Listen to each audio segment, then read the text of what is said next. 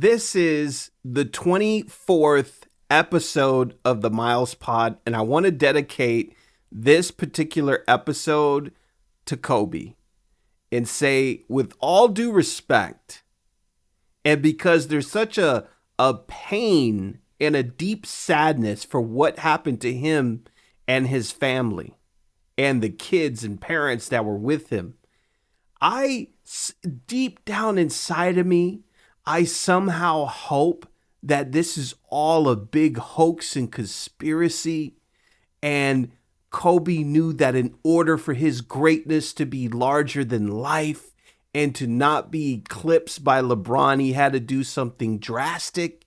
And we all know that Kobe is super drastic. And there was like this pact that they all signed where the only way to make this believable is if they had a trained pilot and if they had a group of people with them and it wasn't just him. And they weren't going to let Kobe just disappear by himself. He needs some company. And I know this sounds disrespectful and insensitive, but it's because deep down, I just pray that he's still alive, that this actually didn't happen to him.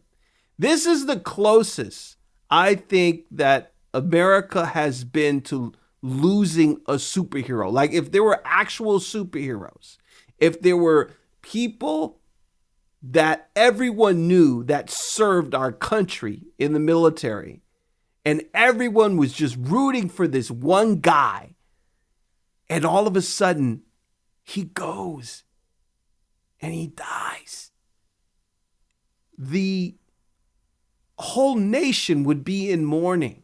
I mean, for me, this is the first time that I wept for someone that wasn't connected to my family, but I felt it in my spirit. I felt like a global mourning, which is why in my heart of hearts, it's real. It's a real tragedy that happened. But there's an inkling of, God, I wish this was just another conspiracy, like Tupac and Biggie, but this one is different. This one is so tragic because it involved his daughter. And he set such a standard of what it meant to be a girl dad and what it meant to be a man and strive for excellence. And we see that. And I think that's why his footage continues to go viral. And I see Kobe clips every day. But in the back of my mind, as a person who writes stories and as a writer, you can't help but think, man, gosh, is he pumping the content? Is he secretly doing deals with Nike behind, backstage? And because I just constantly see Kobe stuff. So it makes me wonder, God, I hope he's still alive.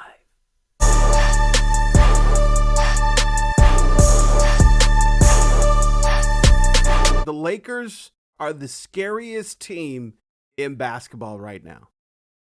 They are playing a brand of basketball that is LeBron James's legacy. The positionless basketball. The stuff I've been hearing about since I was in middle school and high school is this theory that everyone who plays the game of basketball should be able to play every position. Now, there are a few players that can actually do it, and LeBron is one of them.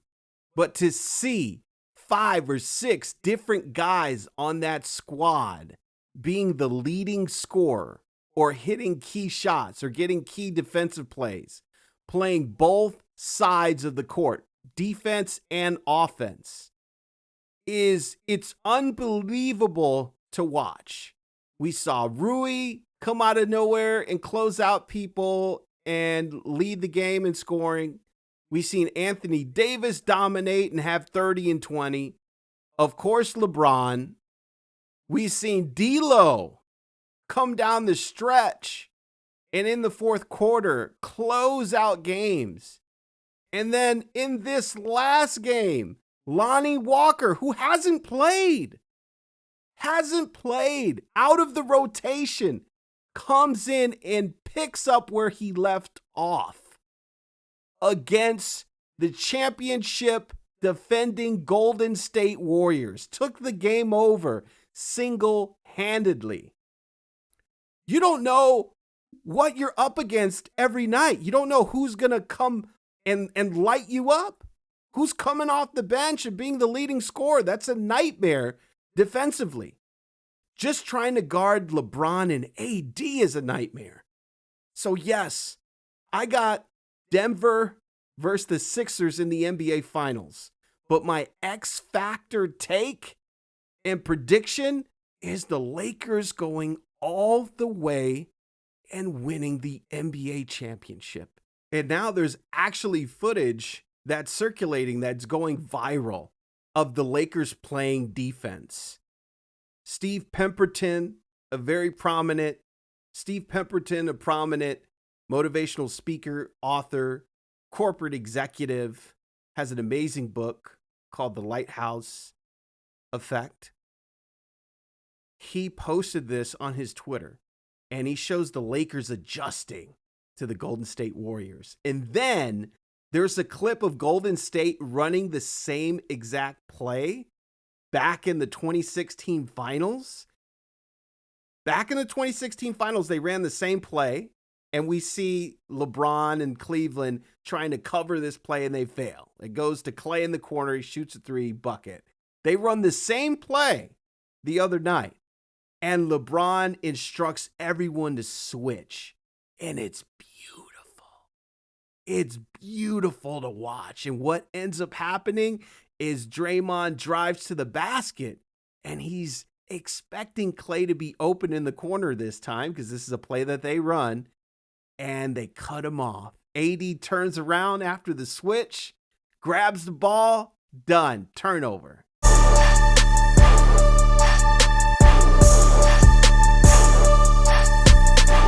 Giannis Antetokounmpo needs to get out of Milwaukee. Get out while you can. You should have went to Miami when you had the chance. I get that you're a loyal guy, and loyalty has brought you a long way. But when it comes to the NBA, and you see a franchise not doing what is necessary to keep you the NBA champions, do you get the hint? You won a championship with the Bucks. Fantastic. Wonderful. Time to move on, man. Or you're going to be stuck there getting this team to the number 1 seed all on your own effort. And then watching all of your efforts explode in your face because you guys, the organization, doesn't have the gall to go get another piece. If you're going to stay with the same team, then make Middleton the number 1 option, which will look crazy to everybody else. But if you can get him to believe that he's a Dame type player, the Bucks are much better. In fact, when he's performed, they win. When Giannis has to go out there and score 50 points and have 25 rebounds, they barely win or they lose. When he has to put the team on his back. Another thing is I think a lot of those guys on that team just didn't want it. They feel like, hey, we won the championship before, we're good. We don't want to continue to build your legacy because if you win another one, we're just going to be the pieces that helped you win. It's going to be all about Giannis. Giannis, who's making $300 million over 2 years, right? Don't think jealousy doesn't exist in the NBA. Don't think that players don't personally tank because they don't want to contribute to some other guy's legacy. That's why what's going on in Sacramento was so special. The buy-in of everybody to turn that season around and say, it's not about me, it's about the team, and to truly believe it. That's what the Bucks needed to do, and they didn't do it. So, final warning to Giannis, get out of Milwaukee.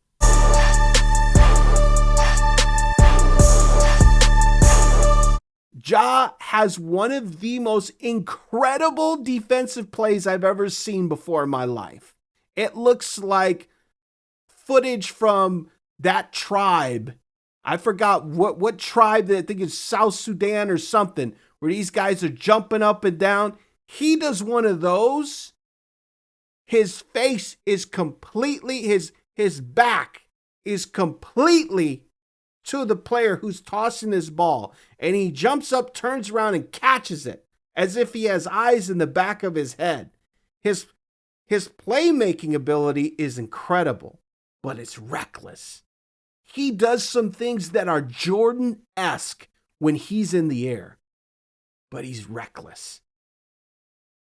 He has the ability to be one of the strongest leaders in the league, but he's reckless. And so he has to make a choice. Yeah, you're young. Yeah, you're going to do dumb stuff. Yeah, you're going to go to the club, but you're a professional. This is a job. This isn't after school 21. This is the NBA. This is your chance. Look at Victor Oladipo. Look at the tragedy that happened to him. How many times he's had to come back from injury. You want to see some bounce? You go look at Victor in college and see what he did and what he could do and everything that he had to overcome to get to the position that he's in, and to see what's happening to him now. You want that to be you? You're not owed anything. There's a million people trying to take your spot. So my hope is that Ja Morant truly turns it around and becomes what everybody else sees in him, which is absolute greatness, Jordan-esque nature. A leader like we've never seen before on both ends of the court, doing the impossible day in and day out, changing the whole landscape of Memphis and being the most important thing in that town over Elvis.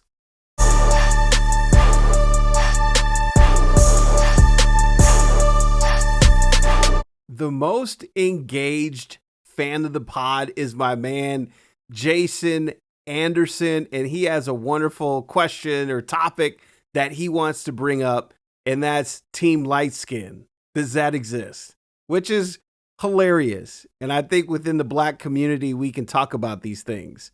Is there such a thing as Team Light Skin? Does it exist in people's subconscious minds? Does it differentiate? Does it bring favor still? In the game of basketball, does it have certain predestinations for certain abilities by being light-skinned? And let me tell you a quick story. When I was in high school, I was talking to a teammate's dad who was also half white, half black, like me. And he said the most ridiculous things. And he was dead serious. He said, my son, he's amazing. He's intelligent. He works hard. He's got a lot of skill. But because he's half white, he's not as athletic. And I thought that was just ridiculous. Absolutely. Now look at the league. Like the top 3 dunkers in the league, Aaron Gordon, Zach LaVine, Larry Nance Jr., and all those guys are light skinned. And I think when Steph Curry was unanimous MVP, I remember players saying subconsciously they were jealous of him, and it was because he was light-skinned that he got all this favor. And the NBA was rooting for him secretly because he isn't dark-skinned. And I thought that it was, yeah, it's there. It's in the back of people's minds. It exists. And I think that when you start to see these brothers excel, there is a little bit in the back of your mind saying, kind of rooting for him. Like, yeah, we belong in this league. We can hang. We got hang time. Look at Devin Booker. Look at Jason Tatum. Like, these are the leading candidates for Team Light Skin. I mean, Curry going down as the greatest point guard of all time. He's going to be in this discussion between him and Magic for like the next decade. May not even be a discussion if these playoffs turn out any different. But add in Victor Wembanyama, and we really have a nice starting five for Team Light Skin. All right? So yes, Jason, I think in the back of folks' mind, there is such a thing as a Team Light Skin, and people do kind of see those shades. And I have to say that Kanye West set us back with that one line and make light skin never, never, never come back in style. That line alone set us back.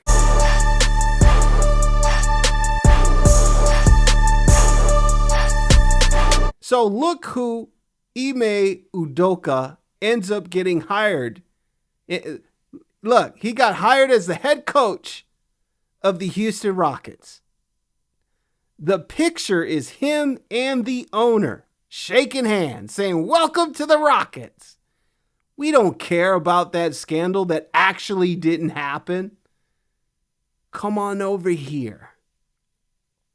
My family owns a boatload of casinos. If you get in trouble gambling, guess what?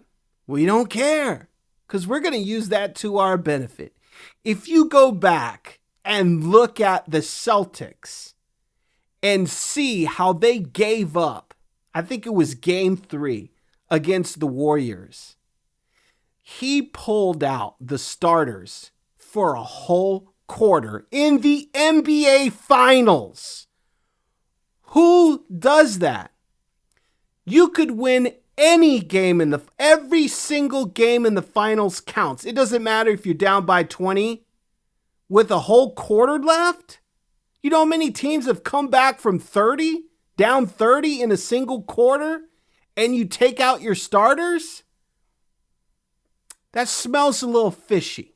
So instead of holding you accountable, the Celtics put together this story and ran with it. They can never reveal that you were part of some heinous gambling and they covered it up and the whole organization's a part of it and it's intricated and it's involving this executive and that. They can't do that. But you could be the fallout guy for something else.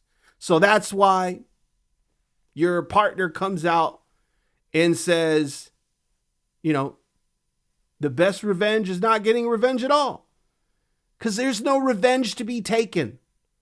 Nia Long doesn't want to be part of the garbage, the show anymore. That's the reason why she's not getting revenge. There's no revenge needed because none of that happened. And this is my big conspiracy theory, so you could take it or leave it. But it looks fishy to me. The fact that the Celtics released these statements and they were so intentional about painting this picture of him being this sexual violator. And he still maintains his eligibility. He's still hireable around the league. And the one team that gives him a shot is the Houston Rockets, who are tied. The owner is tied. His family owns casinos. Let's face it, folks.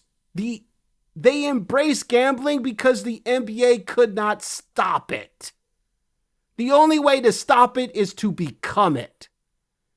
And we are seeing players talk about it day in and day out.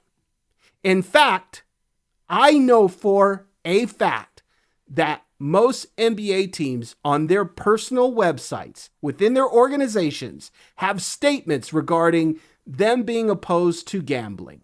Now, why would that be on your internal company website on the front page if it wasn't an issue and if it wasn't plaguing your organization?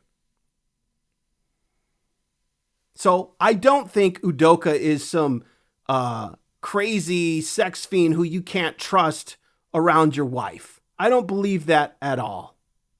That fits the common stereotype among successful, strong black men that they would like to feed into, that makes sense to all the other peons out there who believe that stuff. I think it was gambling.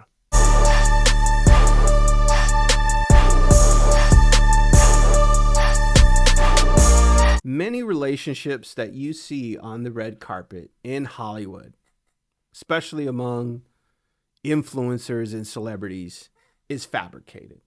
Meaning their publicists, their agents get together and they decide, is this going to be a good career move? And it's crazy to ingest. It's crazy to contemplate that some of your favorite people are not actually in a valid relationship. But this is their business. Them pretending is what rewards them. And if you can manufacture the right pieces together, it can lead to astronomical gains and success. And if both people understand this, then they are a force to be reckoned with. Who's infamous for this? The Kardashians, the Kanyes, the Will Smiths. They understand this.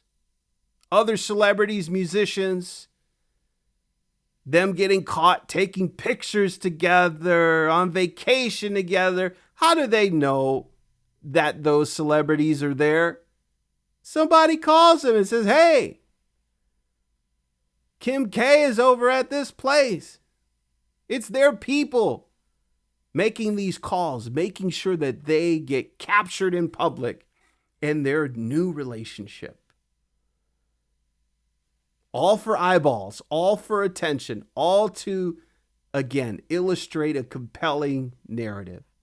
So kudos to them if everything about their relationship is sincere.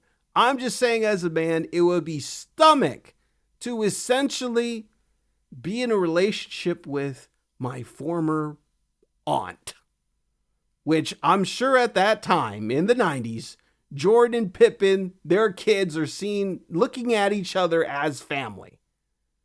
So it's hard to look up at my uncle and be like, hey, Unc, I'm with your ex. But in the end, Pippen has much to gain from this. His name is being mentioned. Larsa has a lot to gain from this. Michael Jordan has a lot to gain from this because it just creates this crazy, compelling story about what's going on in the family. The Jordan name is being spoken of in the press. This is great for Marcus. He's starting to etch out his greatness, how amazing he is as an entrepreneur. The things that he sees and likes in a relationship that make him unique and interesting, that this young man can satisfy this kind of woman and eclipse the lasting impression of her former relationships and be the apple of her eye. This is good for all of them, but just don't be surprised if it's manufactured.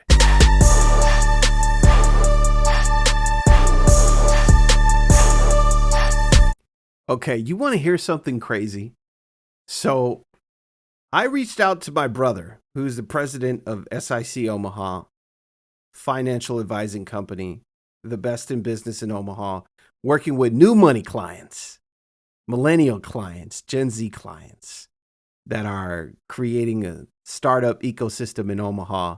You know, the doctors, lawyers, engineers. These are his clients. I said, hey, bro, what's going on with Disney? Like, what's the whole thing with Disney and DeSantis? Because I'm interested in maybe buying some Disney stock, but I'm kind of worried. And he says, look, Miles, you got to look deeper than that, man. He said, do you understand that it is completely plausible that there were some high-profile people that have ascribed a task to DeSantis to lower the Disney stock? And I go, how is that possible? Well, I mean, what could he possibly do? And he said, think about it. How many times have you seen Disney in the headlines about some issue that they're having with the state of Florida? Whether it be them losing their special licensing or them being completely enthralled in politics instead of making money. Those type of stories tell investors that Disney isn't a safe company, that they're going to lose money, that they're not interested in money. And if he's successful in getting that price to dip, those high-profile people are very happy because they got in at a price lower than what anybody else could have expected. So they could be shorting the stock or trying to find a more favorable buy-in price. So look deeper next time. Things aren't always what they seem.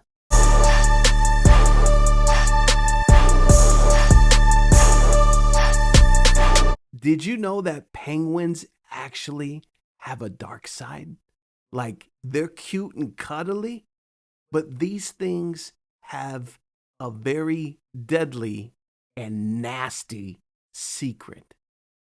They can actually shoot their poop like a missile. I mean, they shoot it out of there like a Lockheed Martin missile. They're so cute and cuddly, but they're actually gross to the point where they needed to do research on this. And it was really tough because penguins are protected, so you can't get too close to them. So the way they actually had to study this thing and figure out how they're able to do this was they studied the 3 muscles near their rectum. And then they studied the arc patterns and projectile distances of their defecation. I mean, there's an official title for this kind of study, all right? I think it's like avian defecation. And if you watch this video on the BBC of a nest and see the activity, this is the stuff they didn't show you in Marching with Penguins with Werner Herzog. They didn't show this. If you look at the bird's eye view of this nest of hundreds of penguins, it looks like an absolute killing field. It looks like a crime scene. So disgusting. It literally looks like a crime scene because these things are just shoo, shoo, shoo, projectile poop. And if they said it's like humans being able to shoot their poop 10 feet, that's the capability that the cute, cuddly penguins have. In fact, after they did their research on this stuff, they won a Nobel Prize on this stuff. On penguin poop. It's crazy. So be careful. So you work at a zoo and you have to attend to the penguin exhibit. Be careful, or you could have some facializing of poop on your face. Watch the video and you'll see just the penguins just taking it. And they're sitting all around each other and getting shot in the face with defecating in each other's face. And they just shake it off and they just keep going. It's repulsive. I mean, it is like looking at, I think they are the pigs of birds because they're just defecating all over each other. So I wouldn't hug one of these things. I wouldn't even get close. I think that's why they're protected, because nobody wants to get pooped on by a penguin.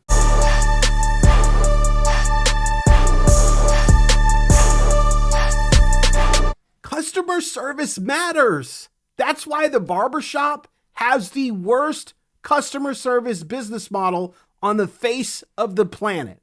I hate having to go to the barbershop because it is like walking in and everybody is a Grammy Award winning rapper or everybody is scoring triple doubles a game. It's like these guys think that they are NBA players or they think that they're Grammy Award winning rappers. It's so intimidating. You walk in, nobody greets you. People just come in and take your spot because they supposedly have an appointment. Yeah, right. You have to be so aggressive just to get serviced. Now, then on top of it, you're only open for like 2 hours during the week. So you force everybody to come in on the weekend. And then if you try to get it done before all the traffic comes on the weekend, you give people 2 hours to get to your shop. I work 9 to 5 and you're only open till 7. I got kids to pick up. Well, one kid.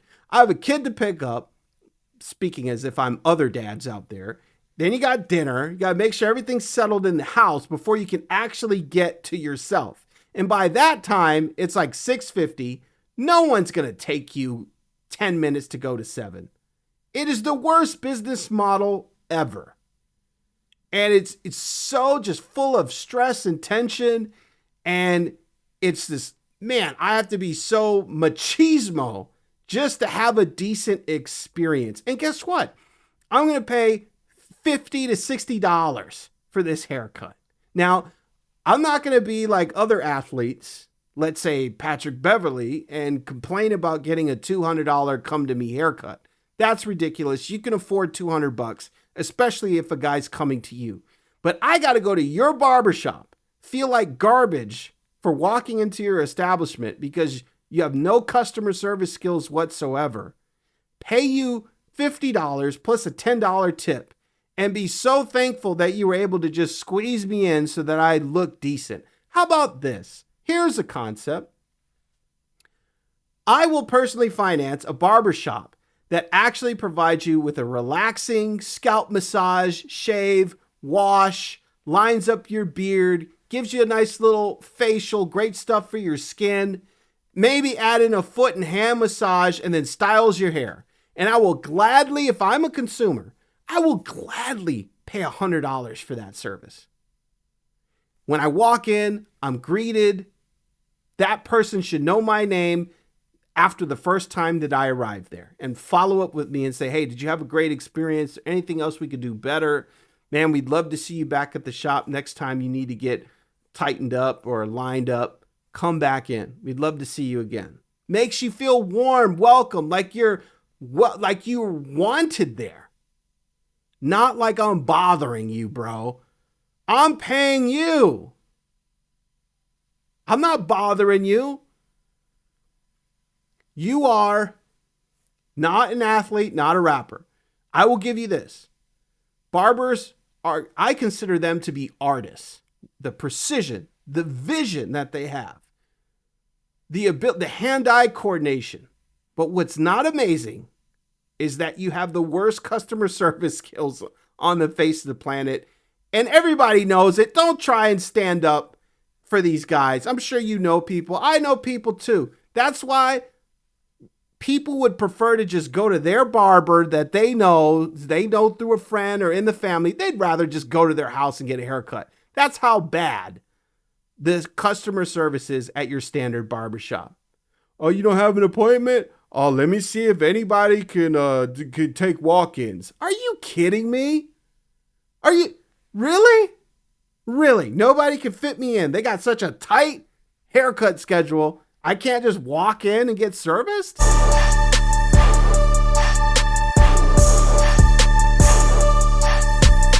It is the most frustrating to hear these millionaires and billionaires complain about their servers at Chili or not enough servers being at their little restaurant hangouts, and how they're somehow responsible for the reason why the economy is the way it is. And they're saying, oh, they've hacked unemployment, they don't want to work. And the truth is, no. They don't want to work because they don't want to be anybody's slave. They don't want to do meaningless tasks and not be appreciated or given something of value other than your $3 an hour and whatever tips they can squeeze out of people. If Buffalo Wild Wings, for example, let you work as much as you want, or a privately owned upscale steakhouse, right, let's say it's RPM Steak, wants to offer you a minuscule, not a lot, a minuscule amount of equity to its workers, what do you think is going to happen if you have those two options? The restaurant server position, working in the kitchen, is going to be the hottest job on the market, but they're unwilling to give up anything. And these are restaurants that are owned by large corporations and large privately held groups. So the greed factor is the reason why you're not getting an ample amount of servers at the restaurants that you enjoy. So going back to my Buffalo Wild Wings example, if you simply turned in a schedule a month in advance that showed exactly how many hours you wanted to work, do you think anybody would really quit Buffalo Wild Wings if when they actually wanted to live life, take off from work, and enjoy the simple things, that they had that option? Do you really think that they would quit? This is the reason why Uber exists. As bad as the business model is for drivers and other gig economy jobs, this whole billion-dollar industry is successful because it gives people the option to work when they want to work. Now, when you have a schedule of a bunch of people who are probably going to work part-time anyway, because they're doing other things with their life other than serving food, you have no issues with overtime. You have no issues with retraining people. And I began to see Target experiment with this model. As long as you do a certain amount of hours every 6 months, you're still hired on. You work as much as you want. Then, when they have their busy seasons, guess what? They have ample staff. So why aren't restaurants adopting this model? Why do you continue to blame people for not wanting to work at your restaurant that isn't giving them anything? Give up some equity. Stop expecting people to work your restaurant as if they own it when they don't. You have an incentive for working hard in your establishment because you have equity. But some 21, 22, 18-year-old college kid doesn't have the same motive as you do because you're grinding them 10, 12, 14 hours because you don't have any staff and you're not willing to compensate them fairly. Give them some equity. Give them a little distribution every quarter. And they will go out and advertise your restaurant, your establishment for free. They will be the most powerful marketing force that you have. You will spend zero on marketing if you implement this. You'll never have overtime issues. You won't have to spend any money training people. Have them submit a schedule a month in advance and have a few selected people as volunteers. Trust me, when people need cash, they're going to add more hours and it's going to be competitive. So then what happens? People aren't going to be as liberal calling off. They're not going to be as liberal putting in little hours because they know how competitive it's going to be. The working whenever you want model is the whole reason, again, why Uber, DoorDash exists. You can no longer enslave us. Millennials, Gen Zers can't enslave us to these petty jobs no more. And the reason why they're petty is because you don't instill enough value and enough freedom. Please.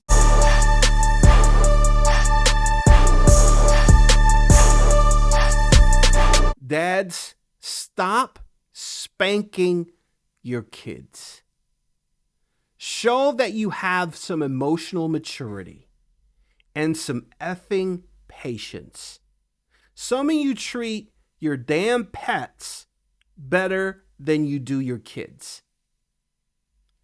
The first rebuttals, and I'm already hearing this through your phone.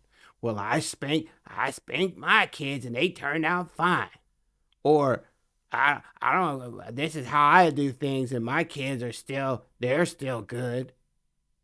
Okay, What if I told you that a different approach would get you the same results without the awful feeling that you get and your child gets from the spanking? Like I said, I'm not perfect. I've crossed that threshold. I've crossed the line. But that doesn't mean you can't repair the parent-child relationship at any time. You can actually repair your parent-child relationship at any age. I just don't see you getting hit upside your head at 18, 19, 20, 25, 35. And that would actually be the appropriate time to do that because you're an adult and you could withstand that kind of force and that treatment and survive and be perfectly fine. So why would you think that 2 years old, 3 years old, 5 years old is an appropriate time? Why is it appropriate for you to stop hitting your kids when they're adults, but appropriate to hit them when they're vulnerable, ill-equipped, don't have the skills, weaker, more helpless? I think a lot of people would have their parents arrested or sued if they tried to be physically aggressive with them as an adult.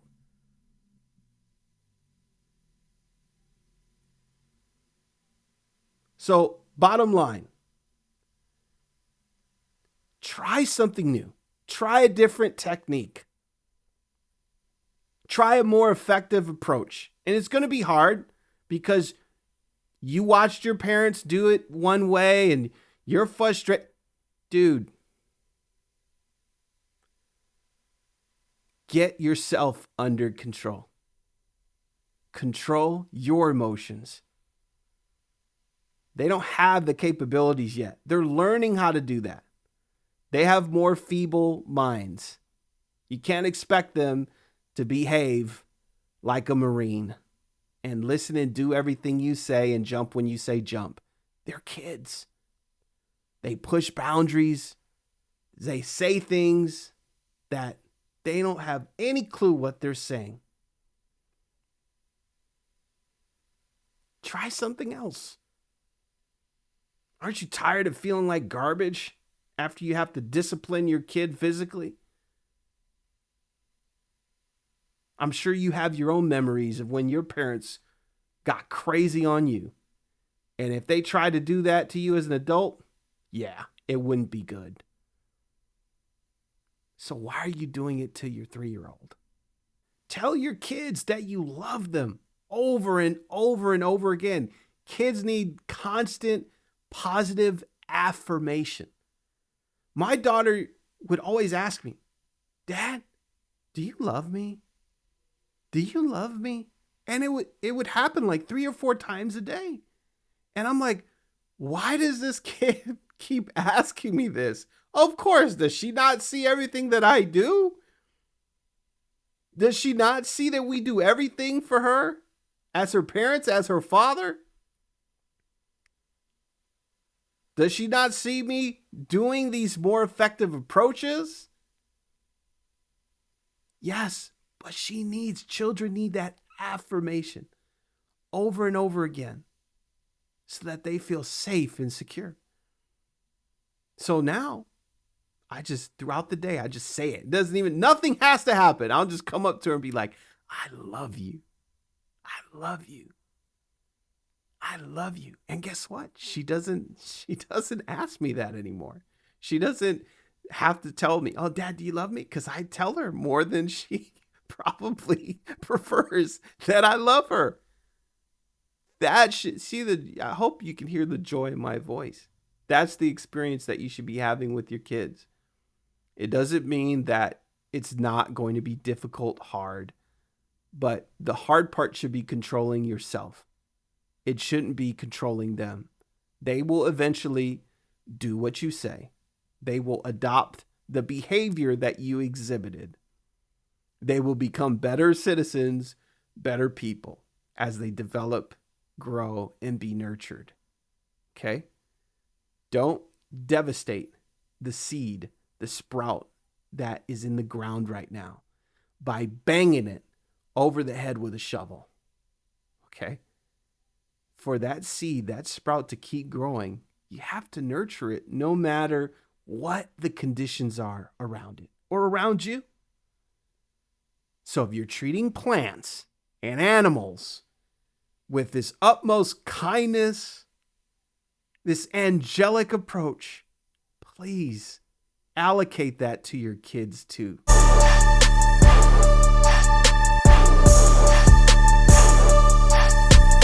Rub my feet when I get home, because according to a study out of Japan, it showed that women who indulged their husbands in some form of sensual touch, coitus, right? They engaged each other, became those men who got the good loving were more productive the more consistent their bedroom performance was. So the more that these married couples were connecting, the more their men went out there and became higher performing. Isn't that crazy? So if you have a husband who's broke, you have the answer now. If you have a husband who's not doing what he's supposed to do, then you know what you need to start initializing. If you want the surprise trips to Cabo and the house cleaner, and you want me doing the Mr. Clean dance, all right, he's going to fill your love tank if you fill his. Here's the answer to everything that you want. You wanted the 400K man, the top 1%? Here's the answer. So rub my stank crusted corn chip buttery feet.